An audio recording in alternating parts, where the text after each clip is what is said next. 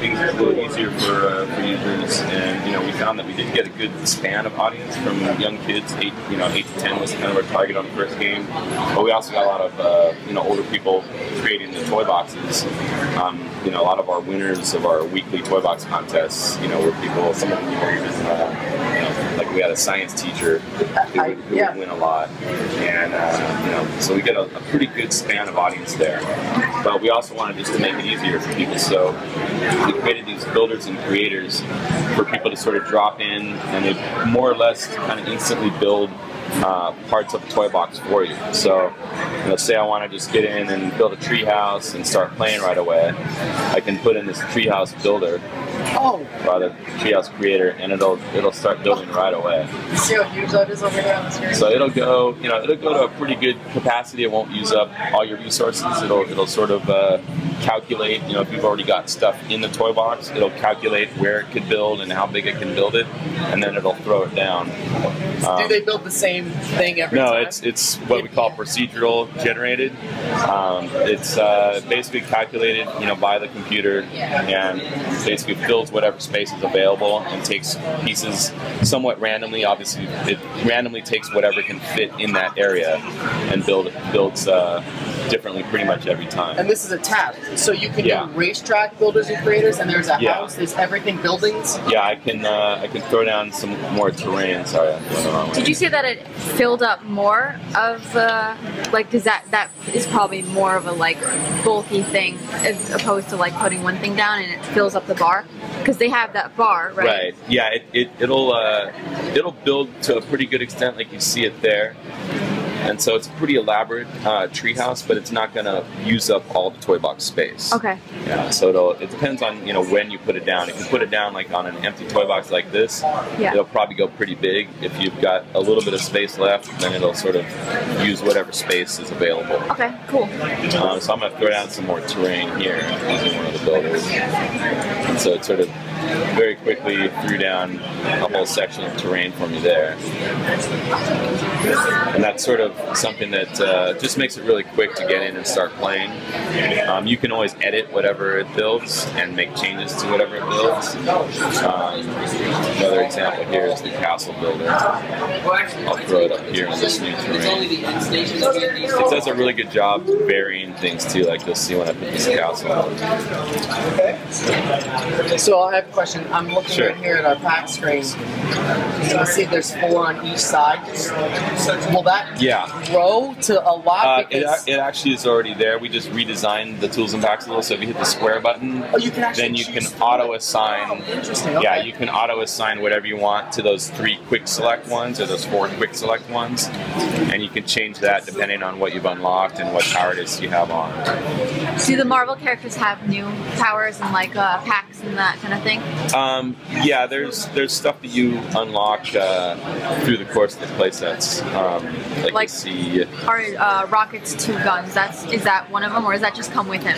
A lot of the Marvel stuff stays with the Marvel characters. Like they're very iconic items.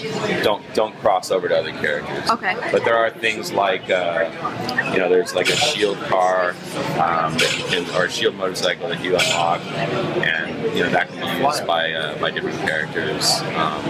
There's power discs from like the spider buggy that anybody can jump in and drive.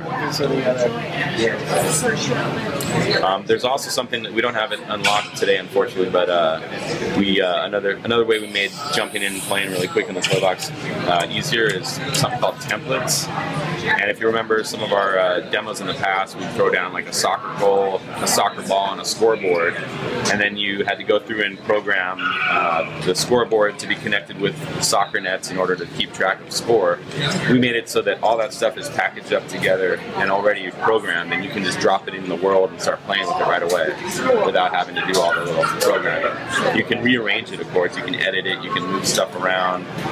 You can redesign the appearance of it, but you don't have to do all the kind of the busy work of connecting them all together and and programming what they do. So it really makes it easy. There's things like pinball machines, oh wow, battle arenas, you know, the soccer game I mentioned, race tracks, you know, a lot of stuff that's already ready to go and ready to play, and you just drop it in, maybe rearrange a few things, and then you're ready to go. So cool. Yeah, it makes it really cool. I know so here add favorite, so you can favorite different pieces that you currently use. Yeah, that's and then that'll add it to, I believe, your custom filter.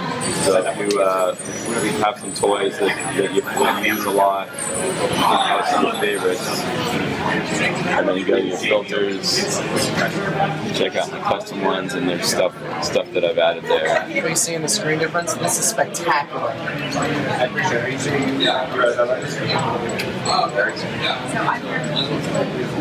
Can you also explain the difference between the spins versus the new?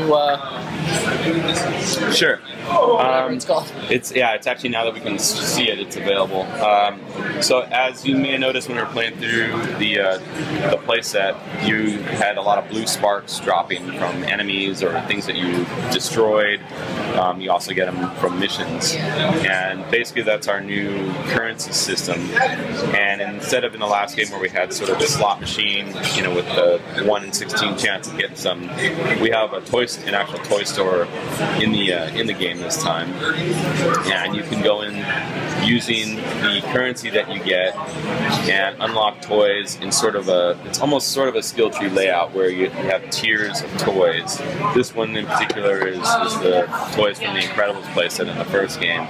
So if you didn't own the first game, you can still get the economy of the sparks in the second game and unlock the toys in sort of a tier-based system. So you start in the middle, and everything right now is unlocked because of the demo.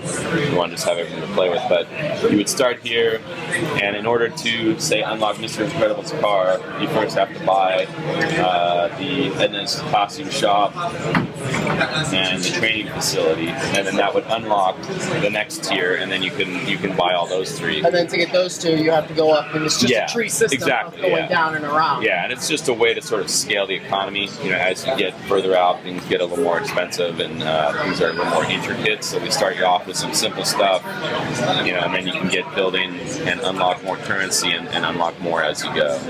What is it like when you bring over, I mean, this right here, those were all ones from 1.0. Yeah. What does that look like? Is the tree bigger? Is it about the same with the new unlocks and everything? Like that, yeah, it's the same structure. It's just different pages. Things. Yeah, same exactly. structure though. Is that right where you just showed us? Exactly. Okay. Yeah. Very.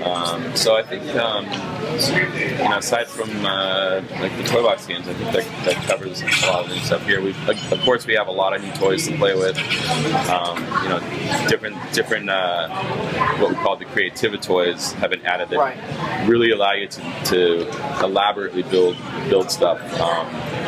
Like, for example, we'll have to see if it's unlocked, but there are like front end game making items and, you know, back end game making items like scoreboards that keep track, you know, of a score, or you can put in text messaging.